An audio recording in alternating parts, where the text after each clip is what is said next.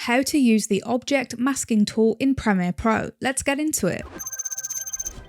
Select your clip, then choose the object masking tool from the toolbar. Draw a square over the subject that you want to mask. You should see the selection of your subject appear like so.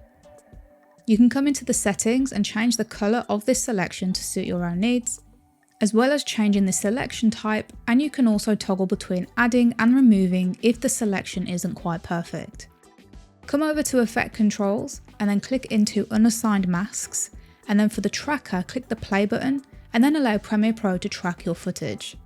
With that complete, you will now have a mask of your subject for the entire video. We can use this with a number of different cases. For example, if we want to remove the background of this video, we can click into the object mask and drag it into the opacity for this clip.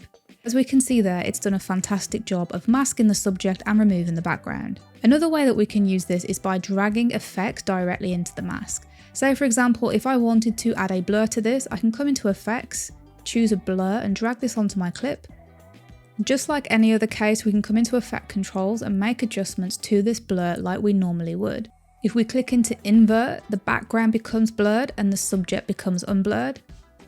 So if we play this back, we can see that the subject in this case is fully blurred out and masked out in our video. If I invert this, we can see that it's just the background that is fully blurred out in our video. As this is a brand new tool with Premiere Pro, there will be some needs for improvements, but that's all there is to it.